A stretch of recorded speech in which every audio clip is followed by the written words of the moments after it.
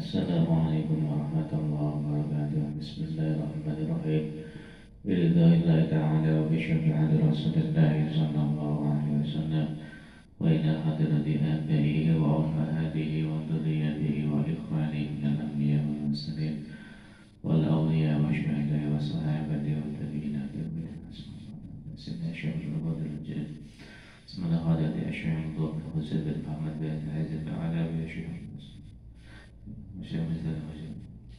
وجميع أساتذتنا الذين سبقونا بالإيمان وبركوا لهم وصدروا وينفعهم ويعلي درجاتهم في الجنة الفاتحة أعوذ بالله من الشيطان الرجيم بسم الله الرحمن الرحيم الحمد لله رب العالمين الرحمن الرحيم مالك يوم الدين إياك نعبد وإياك نستعين اهدنا الصراط المستقيم صراط الذين أنعمت عليهم غير المغضوب عليهم ولا الضالين Bismillahirrahmanirrahim. Qala al-mu'allif rahimahullahu ta'ala wa nafa'na bihi wa bi'ulumihi wa a'ad alaina min barakatihi amin. Melanjutkan materi tentang maksiat badan wa min ma'a wa mu'adatul waliyi wal i'anatu 'alal ma'siyati wa mu'adatul waliyi lan musuhi wali wa mu'adatul wali lan musuhi wali wal i'anatu lan nulung 'alal ma'siyati ing atase maksiat wa tarwijuz zaifi lan mayuake duwit kang ora payu wa tarwijuz zaifi lan mayuake duwit kang ora payu wa isti'malul awani lan amrih gunakake wadah wasti'malu awali dhahabi lan amrih gunakake wadah sangka emas wal fiddati lan perak wattikhaduha lan ngalap fiddah dhahab fiddah wa tarkul fardi lan ninggal ibadah fardu wa tarkul fardi lan ninggal ibadah fardu au fi'lihi utawa nglakoni fardu tetapi ma'a tarki ruknin ing dalam sartane ninggal rukun ma'a tarki ruknin ing dalam sartane ninggal rukun lahu betuwe fardu au syartin utawa ninggal syarat au ma'a fi'li mubtilin utawa ing dalam sartane nglakoni perkara kang batalake au ma'a fi'li mubtilin utawa ing dalam sartane nglakoni perkara kang batalake lahu maring fardu wa tarkul jum'ati lan ninggal jum'atan ma'a wujubiha ing dalam sartane wajibe jum'at ma'a wujubiha ing dalam sartane wajibe Jumat alaihi ing atase wong wa in sholla senajan sholat sapa wong al-zuhra ing zuhur al-zuhra ing zuhur termasuk maksiat badan di sini adalah mu'adatul wali yaitu memusuhi wali yang dinamakan wali di situ adalah kekasihnya Allah. Wa subhanahu wa ta'ala berfirman, ala inna awliya Allahu la khawfun 'alaihim wa la hum yahzanun. Itu adalah sifatnya wali. Wali itu adalah kekasihnya Allah. Ini termasuk adalah maksiat, ya. Maka di situ Rasulullah bersabda, Inna Allah Ta'ala qala man ada alaihi man adali waliyan faqad adantuhu bil harbi. Man adali waliyan faqad adantuhu bil harbi. Ini berupa hadis qudsi. Hadis qudsi itu adalah hadis yang sumbernya dari Allah, disampaikan oleh Rasulullah. Jadi hadis qudsi ini di bawahnya Al-Quran. Hadis qudsi itu di bawahnya Al-Quran, ya, sama-sama firmannya, apa namanya, dawuhnya Allah Ta'ala. Man adali waliyan faqad adatuhu bil harbi. Barang siapa yang nyatru atau memusuhi seorang wali, maka ia faqad adatuhu bil harbi, kami izinkan untuk diperangi. Ini bahaya daripada memusuhi seorang wali. Wal i'anatu 'alal maksiyati, kemudian membantu pada kemaksiatan. Jadi bukan apa namanya secara langsung melakukan maksiat, tetapi di sini dengan cara i'anah. Dengan cara i'anah. Baik di situ melalui makanan, pertolongan, jasa maupun yang lain. Gambarannya kalau di situ apa namanya kedudukannya seorang pemerintah misalkan. Ini gambar daripada i'anatu al maksiyat, yaitu membiarkan atau justru di situ malah apa namanya mendukung suatu usaha yang mana usaha tersebut itu diharamkan. Ini termasuk daripada i'anah ala maksiyah dalam segi pemerintah. Atau misalkan kita, ya, kita atau orang-orang biasa di situ, ya, misalkan menyediakan jajan, menjual makanan di siang hari yang kebetulan di situ adalah bulan Ramadan. Ini juga termasuk bagian daripada i'anah ala maksiyah. Loh, kok bisa bagaimana? Yaitu karena dengan adanya warung buka di siang Ramadan, ini menarik orang-orang yang di situ hendak membatalkan puasa atau makan, ya.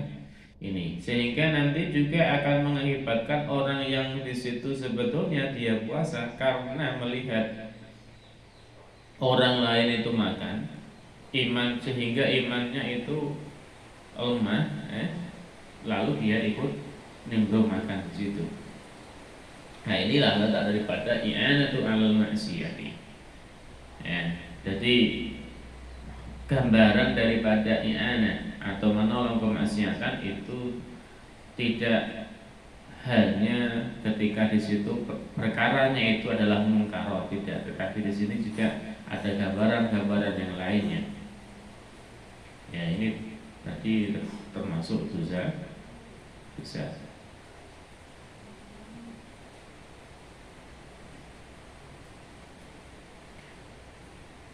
Wadarrizuz zaid. Kemudian termasuk maksiat pada berikutnya adalah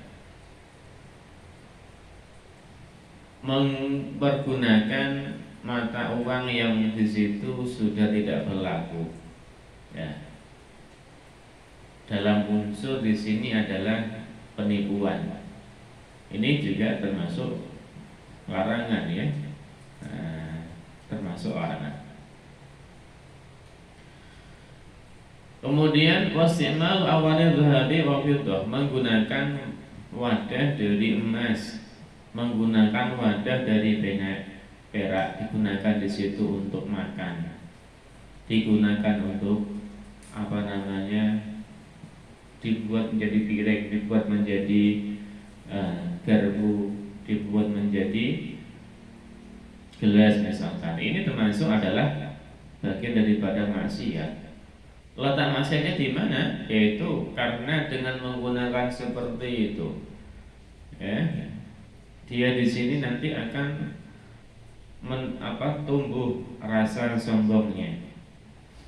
Nah, padahal di situ yang memiliki sifat sombong itu adalah Allah. Makhluknya itu tidak boleh bersifat sombong. Karena apa? Karena sejatinya yang namanya manusia itu tidak memiliki apa-apa, hanya dititipi oleh Allah. Gambarannya apa? Gambarannya kalau di situ manusia tidak memiliki apa-apa, yaitu kalau kita melihat anak-anak kecil yang masih bayi itu baru lahir, itu kan tidak memakai apa-apa. Itu gambaran daripada seorang manusia bahwasanya itu adalah punya apa-apa. Kemudian setelah itu dikasih baju oleh Allah melalui orang tuanya. Ini sehingga ketika di situ orang itu beranjak dewasa, Allah Taala itu menitipi harta.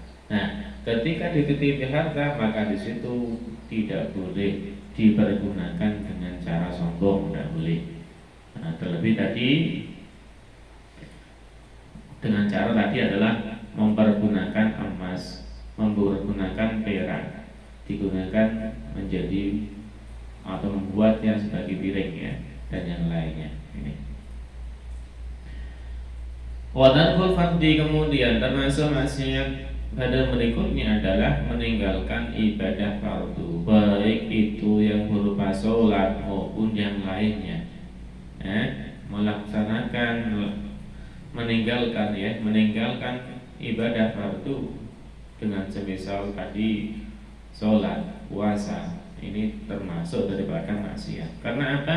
Karena yang namanya manusia itu diperintahkan oleh Allah Subhanahu wa taala untuk beribadah. Wa ma khalaqtul jinna wal insa illa liya'budun. Tidak kuciptakan jin dan manusia melainkan di situ adalah untuk beribadah. Untuk beribadah pada Allah.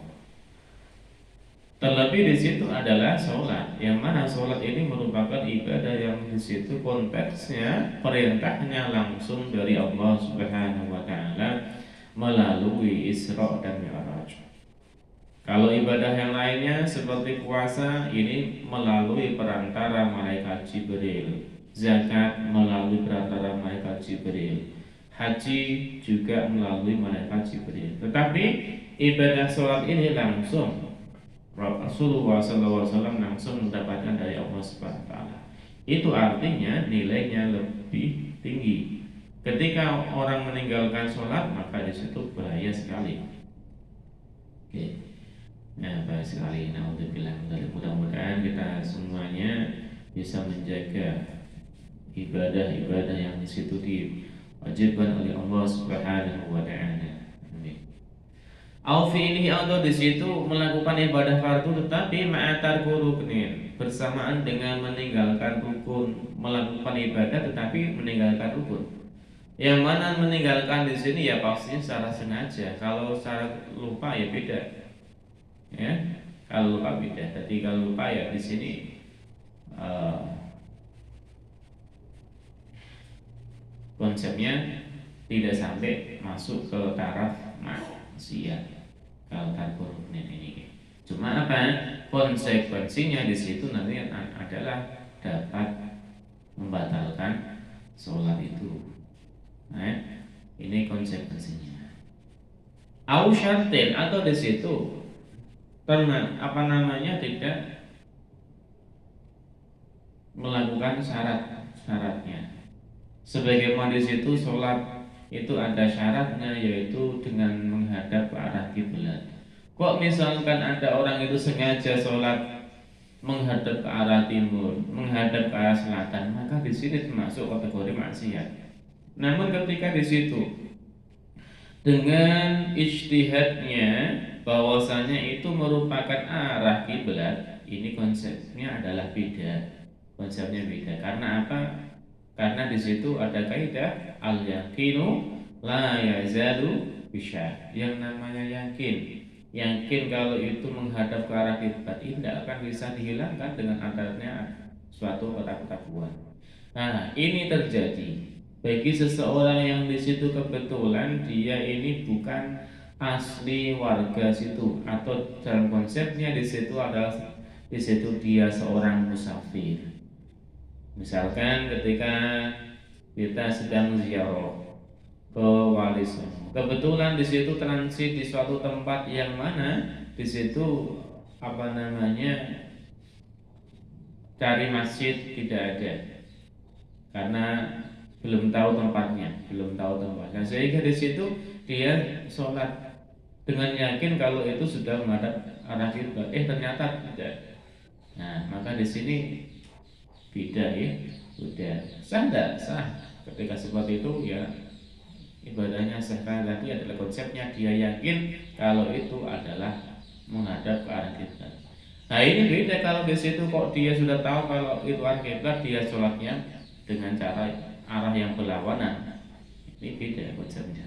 Ini termasuk kategori maksiat. Au ma'ati limubtilin, atau di situ dengan melakukan sesuatu yang dapat membatalkan, sebagaimana adalah dengan cara noleh sholatnya, noleh wajahnya, atau sholat dengan cara yaitu dia bermain. Nah, kebetulan di situ di depannya ada bola, kemudian pas satu sholat bola itu sambil ditendang. Ini termasuk daripada maksiat, karena di situ dapat menyebabkan batalnya sholat. Nah, noleh tadi. Kalau gerak bagaimana? Kalau gerak ketika sholat, nah misalkan kita habis angkat tangan, ini kemudian gerak. Ketika gerakannya 3 kali, ini dapat membatalkan sholat. Kalau sekali 2 kali ini tidak sampai. Tapi kalau sampai lebih, mulai dari 3 kali sampai lebih ya, ini dapat membatalkan sholat. Ya. Kemudian termasuk maksiat pada berikutnya adalah watargul jum'ati, yaitu meninggalkan sholat Jumat bagi seorang laki-laki ma'awujubiha, bersamaan dengan wajibnya melakukan sholat Jumat. Bagaimana bentuknya di sini? Yaitu bagi seseorang yang tidak ada suatu udzur. Kalau ada udzur dengan semisal kok sakit yang di situ oleh dokter dinyatakan termasuk penyakit berat, atau di situ dalam kondisi seorang musafir, ini kan bukan termasuk wajib melaksanakan ibadah sholat Jumat. Seorang musafir tidak wajib. Nah, tetapi perlu diketahui musafir dengan jarak yaitu dapat mengqashar sholat, yang mana perginya seorang tersebut itu dilakukan sebelum masuk waktu subuh. Maka ketika ada seorang musafir kok dia perginya jam 7, ya, maka nanti dia wajib untuk melaksanakan sholat Jumat. Ini yang perlu diketahui. Jadi banyak sekali orang-orang yang tidak mengetahui tentang masalah hal ini. Ya, dia tahunya kalau yang namanya musafir, dia mendapatkan rukhsah untuk tidak kena khitab wajib sholat Jumat. Ya, ini tidak seperti itu. Berarti ada tata caranya. Kapan waktunya dia itu pergi itu? Ini ada caranya.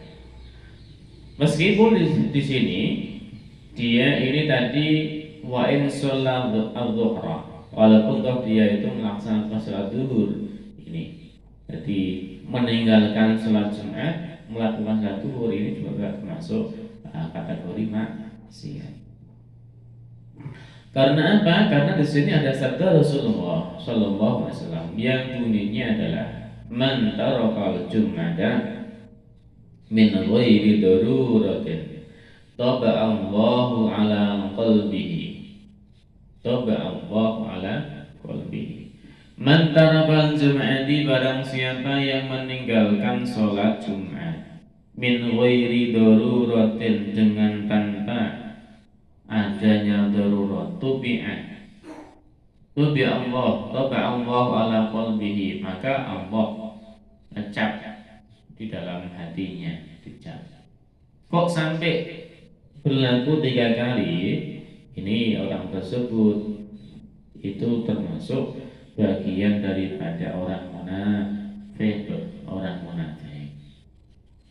Kenapa kok dikatakan sebagai orang munafik? Yaitu karena dia secara terang-terangan dia itu termasuk orang Islam yang disitu kena khitab, ya. Ini kok dia tidak melakukan, akan masuk bagian daripada maksiat. Summa qala, Mudah-mudahan ada manfaatnya. Assalamualaikum warahmatullahi wabarakatuh.